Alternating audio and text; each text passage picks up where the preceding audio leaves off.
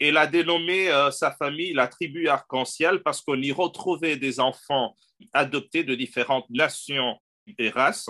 Quel regard avait cette tribu sur le racisme et l'antisémitisme du vivant de Joséphine Baker et aujourd'hui, après sa mort?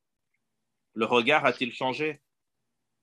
Alors, quand on était enfant ou même adolescent, nous avons vécu des fois des situations où on se moquait de certains de nos frères de couleur, ou alors indiens, ou le japonais, ou même d'ailleurs le tout blond finlandais était aussi moqué des fois tellement il était blond. Donc, on se défendait, nous, car on était une grande famille avec beaucoup de garçons. Donc, après, personne ne se moquait trop de nous et de notre tribu. Et notre mère, à un moment donné, a décidé que comme à l'école, il pouvait y avoir quelques moqueries, elle avait décidé pendant un moment donné, pendant 2 ans, que nous suivions les cours au château et que nous arrêtions l'école. Bon, après, elle s'est quand même rendue compte que ça n'était quand même pas le meilleur choix possible pour notre éducation ou nos études, et pour elle, c'était important. Donc, on est retourné après à l'école.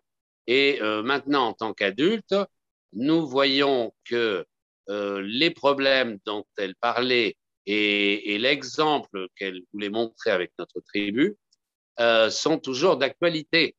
Donc, il y a autant, sinon plus, de racisme ou d'antisémitisme.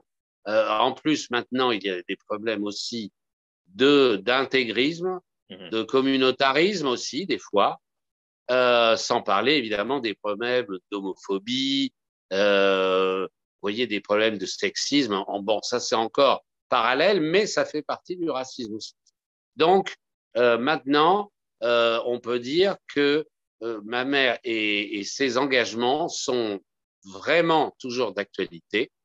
Notre tribu est une tribu unie, donc elle voulait démontrer qu'en élevant des enfants de toutes les origines, de toutes les races, de tous les continents, ou toute religion, on pouvait très bien vivre ensemble.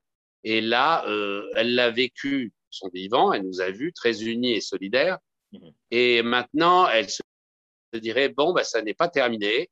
Et comme c'était une femme qui était très énergique, elle aurait dit, il faut continuer tous ces combats et engagements contre toutes formes de racisme, de rejet, d'intolérance. Et elle continuerait sûrement ses conférences, car en dehors de faire des galas, elle faisait beaucoup de